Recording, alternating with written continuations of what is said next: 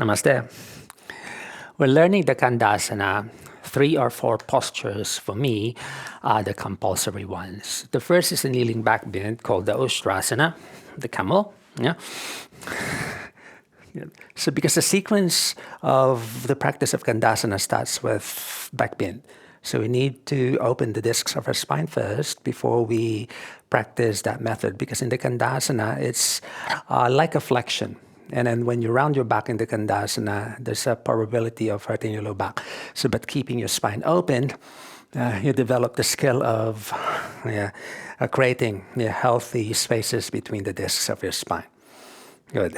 And next compulsory position is a wide leg forward bend, with the combination of binding of the arms or the Kurmasana.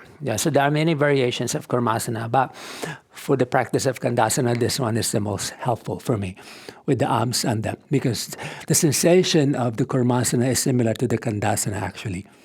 So this is like your variation to that technique. This is neither a deflection or an extension, but in here, you're able to gain access of your core, the bandhas. Also in the kneeling back bend, the Ustrasana. All right. Third position is Padmasana, this one. For obvious reason, because in the Kandasana, you need to promote the flexibility of your knees, of your hips, and the joints of your limbs, and your ankles and the feet. And Padmasana is a good technique for you to develop the skill. You may also progress this to the Padmasana. Or you can even fold over your legs. All right. So, and then the last is actually a variation of the Kandasana already in the reclining posture. All right. So lying down, you might open the legs first to the Supta Konasana, and you can do side stretching with the arm binding over the head. You can lightly shake the legs up and down, and then do some sacrum stretching. This one, my favorite, to prepare the spot of the lower back. All right. And then, you practice your reclining Kandasana. So this is like the Kandasana already, but in a reclining position. So the benefit of this one, it's lighter for the joints. You have the knees and the feet, but very light that you need to gain access of the bandha so you can draw everything to the midline. Because in the Kandasana, although externally the legs open, but internally you need to draw the joints back into the midline of the body. And that's the role of the bandhas. And then also here, you can stretch the side trunk. And then you develop the skill of binding your feet without them slipping away. Okay.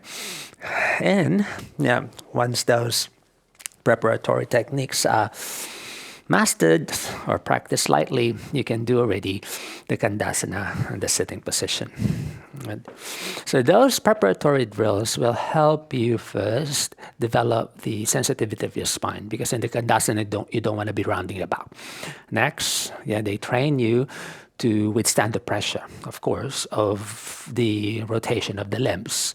And then finally, more important is actually they will help you access the inner dynamics support, specifically the Uddiyana Bandha, because those techniques are really helpful for developing the energy locks. And then when they are light already, that means you're able to safely and lightly practice your Kandasana than sitting, because you've already prepared the requirements and the body parts affected and practiced when we do this technique.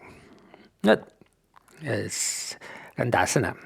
So this is the sum of the many parts.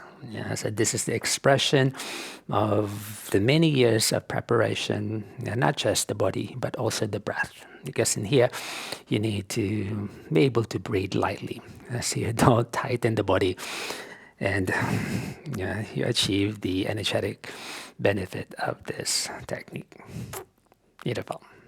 Good. See you in the next one. Namaste.